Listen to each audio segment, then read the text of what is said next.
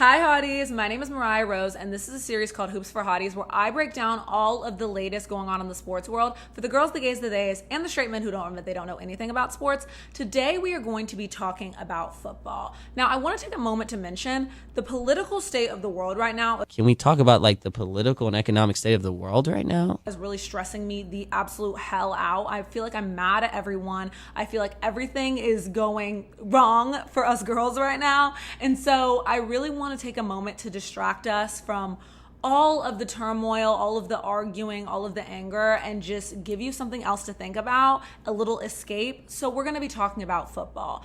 If you're new here, you're probably thinking, why as a hot girl should I give a shit about football? Well, number one, infiltrate the sports bar. It's an excuse to drink. And I think we need one of those right now. The Detroit Lions shocked the world in the worst way when they lost to the Washington Commanders, and now their season is over. Here's the thing, Hotties. Detroit was supposed to be them this season. Now, I will give them a little bit of a pass because they had a lot of injuries on the defensive side of the ball. I don't know if one of them was messing around with like a stones and crystals bitch and she put a hex on the entire roster, but they were very much injured on the defensive side of the ball. I'm pretty sure their coach doesn't know the names of like half of the dudes who suited up for this game. So let's go ahead and give them a little bit of a pass for that. But I will give credit where credit is due. Jaden Daniels, when you're the second overall draft pick, that means that whatever team had the first overall draft pick passed on you. They saw you and said, good, but not good enough. And I think the second pick has even more of a chip on their shoulder than the third, fourth, fifth pick because you were almost good enough, but not quite. You were that guy in college. You were the athlete on your college. You probably have the ego the size of Asia, all right? And a team passed on you. That gives you a little bit of a chip. And the Washington, now called Commanders because their last name was racist, hadn't won a playoff game since 2005. Since I was a 5-year-old, okay? And he led them to beat the number 1 seed Detroit Lions that could have won the Super Bowl. This is a huge deal. I was a little bit sad for Detroit because I was low-key rooting for them. I think a lot of us were rooting for them. It was giving very much underdog. Their owner is a woman who took them from like the bottom to the top of the mountain. And unfortunately for Detroit, it's very much giving they're not going to get this chance again for a very long time because they are most likely going to lose. They already lost their offensive coordinator to the team of, get this, the number 1 pick, Caleb Williams, the Chicago Bears. So they have their offensive coordinator, the guy who was planning how they were going to score touchdowns on the other team, now is coaching for another team in their division. So they're going to be seeing him multiple times a year. He's familiar with them. He kind of has been watching them and knows how to beat them. So that's going to be interesting. And they're probably going to lose their defensive coordinator who's about to have an interview or a little meeting with the New York Jets. So they're in trouble on offense and defense. It was so sad because after the game, their head coach, who's like a big burly man, Dan Campbell, literally cried in the press conference. I mean, tears, ladies. He was so sad. After the loss, Detroit Lions star receiver Amon-Ra St. Brown couldn't sleep and texted his coach at 4 a.m., giving very much you up. And that just shows how much this team cares and how much they're together and they love each other and they wanted to win for each other. But the Lions losing is more about the Commanders shocking the world and being like that than it is about the Lions having issues. Jaden Daniels is really that guy. And I'm not gonna lie, I didn't have faith in the Commanders. I really thought the Lions were like that. I have been proven wrong. Part of the tea with the Lions losing is their quarterback, Jared Goff. Last year, he got this whole Cinderella story, right? Like he was this underdog that got traded from his last team. The Los Angeles Rams didn't want him. They gave his ass away. And now they have Matthew Stafford as their quarterback. And everybody last year was like, yeah, look, Jared Goff beat the Rams, his old team, in the playoffs. And Detroit has won their first playoff game since 1940 BC, and everything is so great in Detroit. And then he showed up in this playoff game against Commanders, and people were like, oh, That's why the Rams didn't want your ass. Oh, but that's the thing you'll learn about sports, ladies. Everyone switches up and changes their opinion literally all the time. Like, people in the sports world change their opinion like they change their underwear. If a guy has a bad game, he's the worst ever. If a guy has a good game, he is better than Tom Brady. Like, that's just how it is. Speaking of drama, the Baltimore Ravens lost 27-25 to the Buffalo Bills. To set the scene for y'all, you got Lamar Jackson, the kid that it seems nobody believed in, even though he is a Heisman Trophy winner, which is like winning a Grammy in college football. It's like the award for the best college football player in the country. He won that, and yet still was like the last person selected in the first round of the NFL draft. Everybody wanted him to switch positions because, long story short, they didn't believe a black guy could be an NFL quarterback, okay?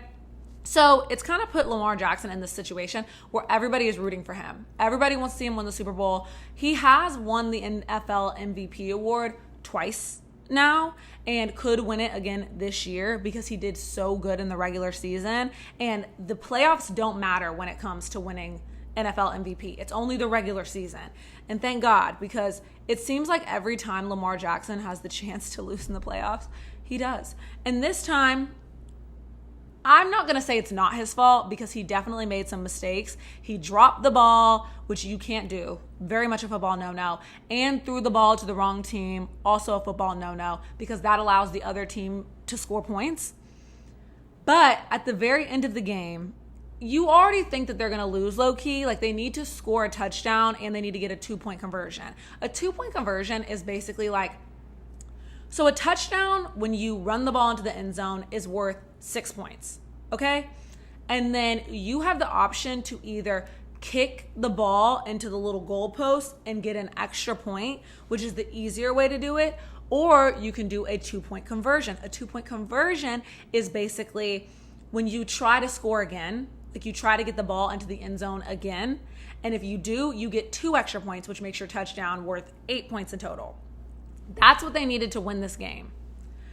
They score the touchdown, Lamar Jackson gets it done. And then when it's time for him to throw for the 2-point conversion, which a lot of people are complaining because the Baltimore Ravens are known for being a running team. They're like the track stars of the NFL, if you will. They chose to have Lamar Jackson throw it. He throws it to a tight end. If you don't know what a tight end is, that's basically just the position Taylor Swift's boyfriend plays. Like, they are bigger catchers that can also tackle and block and do other things. They're multi-purpose tools, okay? He throws the ball to one of the most reliable tight ends in NFL history, apparently. And this man has the ball in his hands, drops it. When I tell you, that shit hurt me. I was working with AT&T at a college football situation, so I didn't get to watch it live. And then I saw that the Ravens lost, and when I saw how, I was in shock.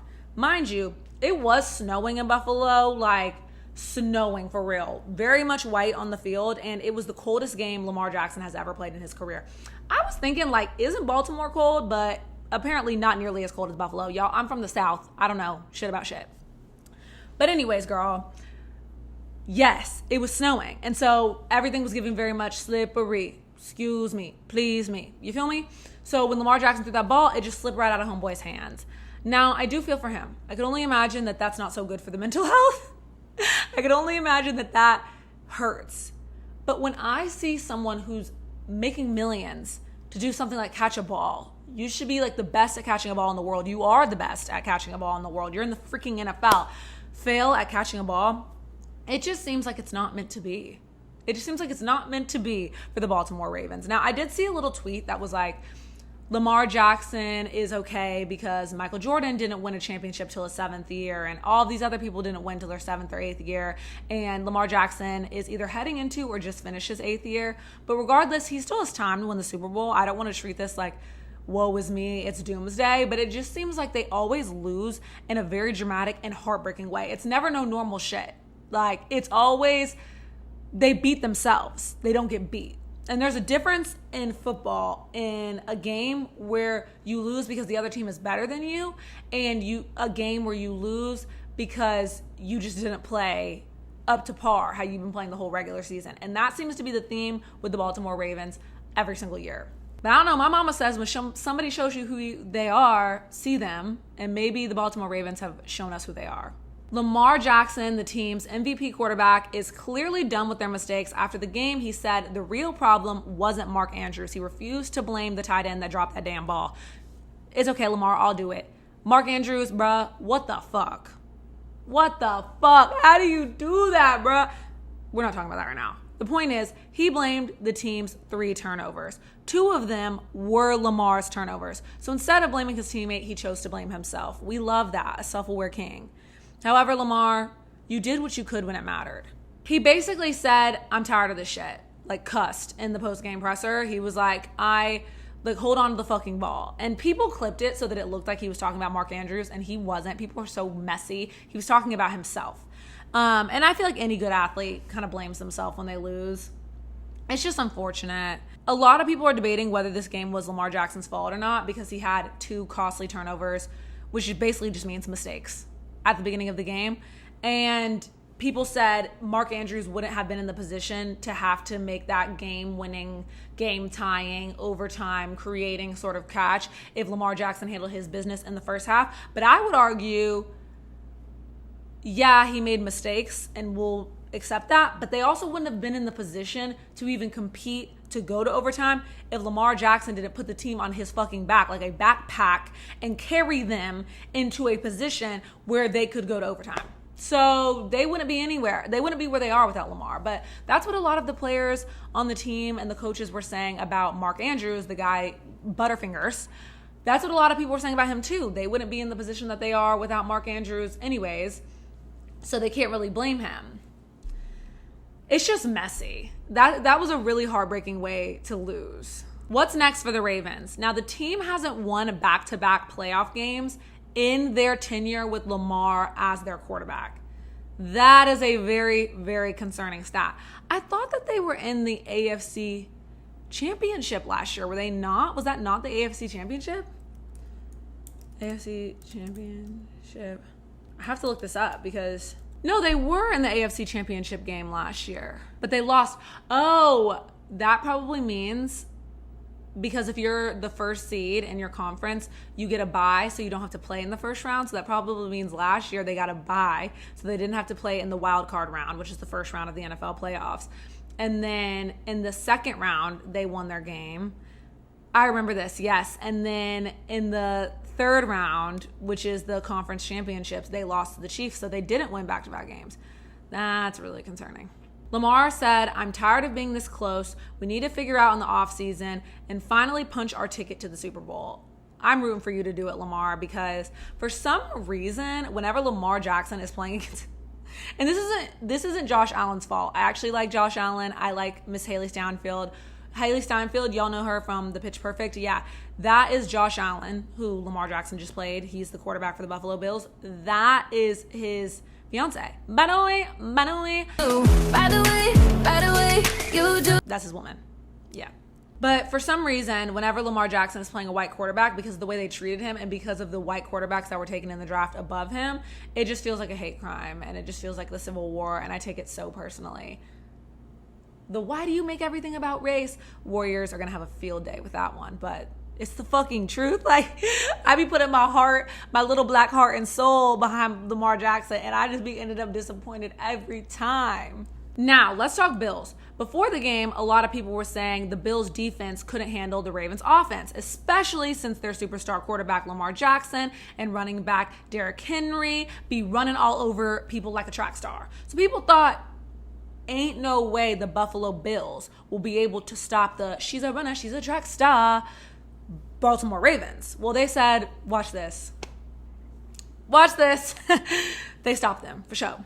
The Bills defense stepped up big time against the Ravens. They forced 3 turnovers, one of which was forced by Damar Hamlin. I don't know if y'all remember the NFL player that almost kicked the bucket on the field. Do y'all remember that? It was a huge deal. Y'all remember Damar Hamlin? Let me stop. Yes, he forced one of the turnovers, so good for him. I love to see him having big moments on the field because for some reason the internet is so evil that after that happened with Damar Hamlin, people wanted to hate him so bad and were like, this guy again. Like, for some reason, football fans, I guess, got Damar Hamlin fatigue, and we're like, this guy isn't even that good. Like, who gives a shit? And so to see him having big moments makes me happy, because it's like, yeah, Damar Hamlin actually has an impact, and Damar Hamlin really matters to the Buffalo Bills. Fuck. People are such assholes. They held Derrick Henry, who's their number one runner, track star, to just 84 yards, which is way less than the 199 yards he had in week 4 against the Bills. You feel me? They pressured Lamar Jackson all game, blitzing him on 42% of plays and keeping him on his toes. A little football vocab for the girlies. Blitzing is basically ambushing the quarterback, getting all up in his grill so that they make him very uncomfortable when he wants to throw the ball, okay? It's getting all up in his personal space. You know when there's like fruit flies around and you're like, ugh, that's what blitzing is, except for it's an NFL defense. It's like a 300-pound man in your face when you're trying to throw a ball to a very specific spot. Hope that helps. So they did that to Lamar Jackson 42% of the time. The Bills started the game out strong, and they held the Ravens to only 10 points in the first half. So already in the first half, Ravens fans were prepared to take that L. Even though the Ravens had some good plays, the turnovers and the little stupid-ass mistakes they made all the difference. Fun fact, the Buffalo Bills have gone 21 straight games without having more turnovers than their opponent. As I discussed, a turnover is basically just a unforced error, is a mistake in football. And that means that in the last 21 games straight, the Buffalo Bills have made less unforced mistakes than their opponents, which is a big deal because in the NFL playoffs, typically the team that makes the most unforced errors and has the most turnovers loses. So apparently, while preparing to play the Baltimore Ravens for a little extra motivation, allegedly, the Buffalo Bills watched a video compilation of all of the people who have doubts on them, explaining why they don't believe in them. Basically, they watched a video compilation of all their ops to make them feel like, oh my God, all of these motherfuckers are preying on my downfall. Watch this. Very smart tactic. I have to give it to them. Very hater. Low-key, very hate. I mean, I guess they're not haters. I guess the people talking shit are haters. Quarterback Josh Allen said that he was ready for the challenge to play the Chiefs and said, we don't listen to outside noise. We play for each other. I thought y'all literally watched a video compilation of your ops talking about why y'all ain't shit to get ready to play the Ravens, and now you don't listen to outside noise. Boy, bye. This is how you know that them football players be media trained, bruh. Just giving answers that their media trainer told them to give. Next up, the Bills are headed to Arrowhead Stadium to play the Kansas City Chiefs in the AFC Championship game. The Chiefs have been a tough opponent for the Bills in the playoffs thus far, but Buffalo did beat them earlier in the season, and the Chiefs were completely undefeated, and the Buffalo Bills handed them their first L. So I can't decide if it's a good thing for the Bills. Okay, you've beat them before, you can do it again. Or if the Bills should be shaking in their boots, scared to shit. Because I'm thinking, if I'm the Kansas City Chiefs, oh, you beat me once, you ruined my undefeated record, you bitch, I'm about to come at you. Like, it's probably extra motivation for the Chiefs to beat them now, which is a little scary. When it comes to Josh Allen, a lot of people wanted to vote for him for the MVP award just because he has been a really good quarterback in the NFL for a long time now and basically has nothing to show for it because he hasn't won an MVP award and he can't beat Patrick Mahomes and the Kansas City Chiefs in the playoffs. So it's kind of like, I mean, you fine, but your resume is giving empty, girl. It's kind of like you've been working for 10 years just to have your resume be empty. Like, that sucks. The Buffalo Bills going to the Super Bowl and finally getting past Patrick Mahomes and the Chiefs would be such a big deal for their fan base and for Josh Allen. It is like they have Mount Everest to climb and they keep getting up and then falling down and getting up and then falling down. But now they finally are at the tippy top of the hill and can finally just step over it. And so we're going to see if they do. Every single time the Buffalo Bills and the Kansas City Chiefs play against each other, that shit is a movie. You guys, hotties, if you love drama, if you are going to watch any NFL game, watch this one. And most of the haters are rooting for the Buffalo Bills in this one because I think a lot of us have Chiefs fatigue. I mean, we have been watching the Chiefs play in the Super Bowl since what? The Weekend Bowl? I'm trying to think. It's been a long time, okay? It's been a long time of watching the Chiefs win the Super Bowl. And if they do, this is going to be a three-peat. This is going to be their third Super Bowl in a row. No one in NFL history has ever done that before. Now, I don't know why everybody is being a hater so early. Like, you would think if you're a hater, I feel like you would rather them get to the Super Bowl and lose. You know? I don't know. But it's also like, I think people have greatness fatigue. Like, Michael Jordan three-peated twice, and people worship the ground he walks on. Beyonce is a GOAT, and I love to see her continue to pack up her Grammys. So why, when it comes to the Kansas City Chiefs, are we so hateful and don't want to see them win? I don't know. I really am not a fan of Patrick Mahomes' wife, so maybe that's why. That girl annoys the hell out of me, and his brother too. His creepy ass brother. Yeah. And seeing them happy just bothers me. Oh, also, a piece of tea that we have to get into, y'all. To get to the AFC Championship, the Kansas City Chiefs knocked out the Houston This Ain't Texans. And it was a little bit fishy, let me tell you that. So right in front of Caitlin Clark and Taylor Swift, as the camera panned to them, you know, and social media flooded with photos of Caitlin Clark and Taylor Swift kikiing and gossiping it up, the refs seem to have a little bit of a dog in the fight. I'm not going to lie. I mean, the Texans players mentioned it after the game. All of the coverage of the game mentioned it. It seemed like the refs are a little bit on Kansas City's side. Now, that can be because the NFL generally is more protective of quarterbacks now, especially since earlier in the season, Trevor Lawrence took a really scary hit. And so they're trying to protect these quarterbacks because getting hit in the head, I mean, Tua Tagovailoa nearly kicked the bucket on television multiple times. I don't know why that man won't wear padding on his helmet, but that's a conversation for another day. So it's a really dangerous job being an NFL quarterback. So a lot of the rules and the refs are trying to protect them. And when in doubt, they are going to protect the quarterback when it comes to making a call or throwing a flag in football terms. But it seems like when it comes to the Kansas City Chiefs, it just seems like the refs, I don't know, have money on the Chiefs winning, or the NFL might make a shit ton of money if Taylor Swift and Caitlin Clark are kicking at the Super Bowl, and if Patrick Mahomes wins the Super Bowl 3 times in a row, and if Travis Kelce gets to go out on top even though he's been talking about retiring. Like, oh yeah, that's a whole other piece of tea, because Travis Kelce was on a podcast.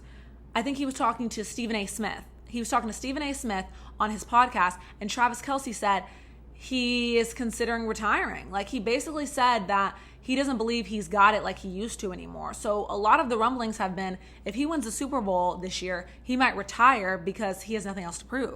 So that's another storyline that goes into the Chiefs winning and why the NFL might want them to win. And it's giving very much that. And there were calls during the Texans-Chiefs game that have been since looked at that were wrong. Like, the refs literally got it wrong. And instead of the NFL coming out and being like, okay, we made a mistake, blah, blah, blah, refs apology, they were like, no, the refs made the right call. And it's like, no, they didn't. They made the wrong call. So whose side are you on? Because if you threw your hands up and said, yeah, we made a mistake, that's like, okay, they made a mistake. But you saying you didn't make a mistake when it's clear on video footage that you did is fishy. The world seems to think that the refs and the NFL are cheating so that the Kansas City Chiefs can win the Super Bowl and make history. It's gotten so bad that I've seen fans saying that we need to boycott watching Chiefs games because the NFL gets such high ratings on Chiefs games because of the Taylor Swifts of it all, because of the Caitlin Clarks of it all, because of the storylines. Since so many people are watching the Chiefs, the NFL is inclined to keep the Chiefs in the playoffs for longer, so therefore they're inclined to have the refs cheat for the Chiefs. So they think that if we stop watching the Chiefs, the NFL will stop cheating for them.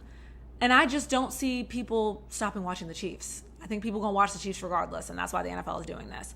Here's the thing about sports being rigged. I get asked about this all the time. I truly do not think that sports are rigged, not on purpose, and I don't think that the players know that they're rigged.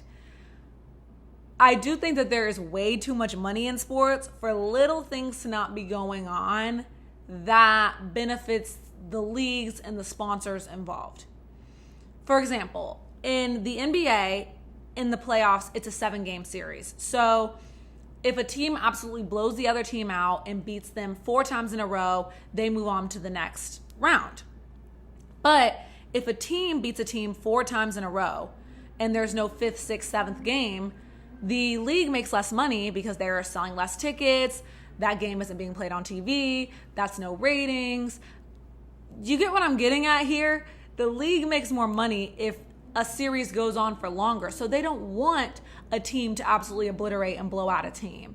So do I think that the NBA extends series so they can make more money? Hell yeah. And I will tell you, in my experience working in sports for the last 5 years and being in different rooms, from things I hear from people covering the sports, I'm not saying I know shit about shit. I actually have a great relationship with the NBA, so don't have them come after me. I'm just saying I've heard some things that indicate, oh yeah, they gonna make this go. They gonna make this go at least 5 games. They gonna make this go at least 5 games. You know the NBA don't want this to go only 4 games. Like, suspicious. Same thing in the NFL. I think the NFL makes way too much money off of the Kansas City Chiefs being in the playoffs to not at least do little things to keep them in the playoffs. I don't think sports are rigged. I love sports. I love the reality of it.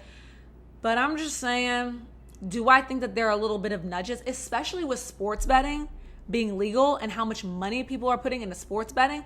I think I saw that people are putting more money this year into sports betting than they are into like investments and mortgages and real shit. Like, with all that money going to sports betting, you don't think that there's at least one crooked ref that might be betting? At least one crooked player in the bunch that might be betting? It's a little bit of a conspiracy, but that's what I think. So good luck, Buffalo Bills, against the Kansas City Chiefs and the refs. You've got an uphill battle ahead of you. But also, if the refs are a little bit too lenient on the Buffalo Bills, that's also going to look sus, because now that the fans and the media are calling them out on the obvious ref helping of the Kansas City Chiefs, what if they do the opposite just to throw us off the scent? That would be sus too. So I guess there's no winning for the NFL right now. All right, y'all. It's time for me to give y'all some storylines for the upcoming AFC and NFC championships, because the NFL has more drama than the Housewives. I always say this, but girls, if you're not watching football, you should be. There's so much going on in the world. Distract yourself. First up, in the NFC, we have the Philadelphia Eagles facing the Washington Commanders. Okay, girls. I'm trying to think of what I can compare this to. Okay. Follow me here, ladies. The Philadelphia Eagles are like Gigi Hadid, and the Washington Commanders are like Bella Hadid in this matchup. Allow me to explain. I don't like to pit 2 sisters against each other. I have a sister. This is only for NFL teaching purposes. With the Philadelphia Eagles as Gigi Hadid, they are the team that are constantly getting accused of having pretty privilege. They get treated the way Nepo babies get treated in Hollywood. And I understand treating talentless Nepo babies like shit, because there are much more talented people that could be in their position, blah, blah, blah, blah. They have it very easy. But there are also very talented Nepo babies, like Miley Cyrus, for example, that are so much more talented than their parents that we know beyond being a Nepo baby, right? So we've got the Philadelphia Eagles, or Gigi, in the scenario. They are constantly being disrespected and disregarded, and it's always like they're really good, but.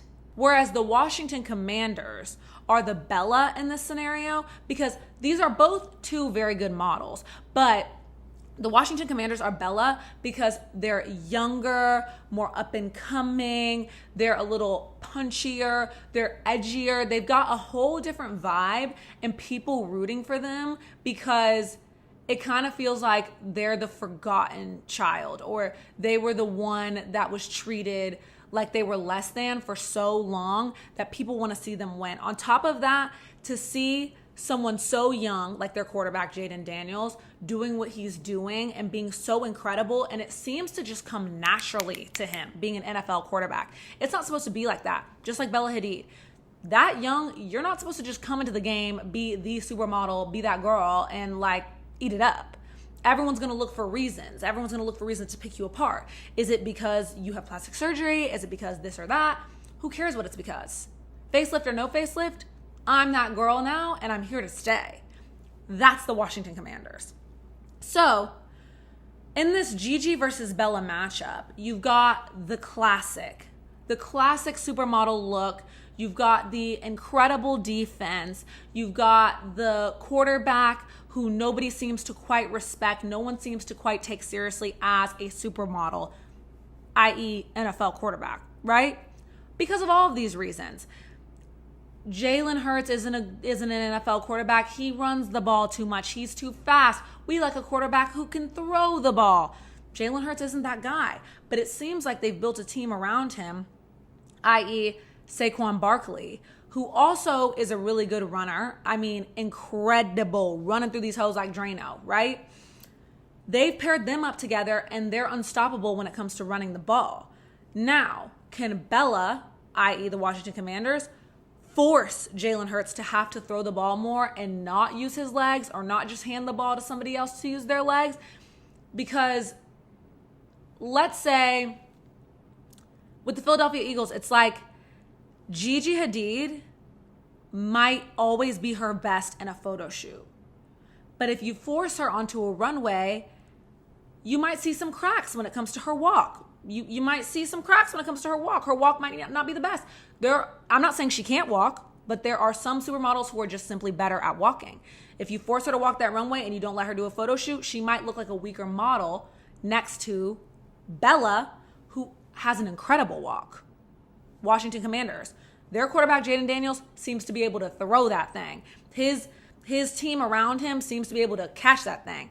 They seem to be able to get anything done they need to get done to win the game, whether it's a throw, a run, a little screen pass to the side. Just like Bella Hadid, when it comes to getting that work done, she's going to get it done, whether that be a photo shoot, a runway, whatever.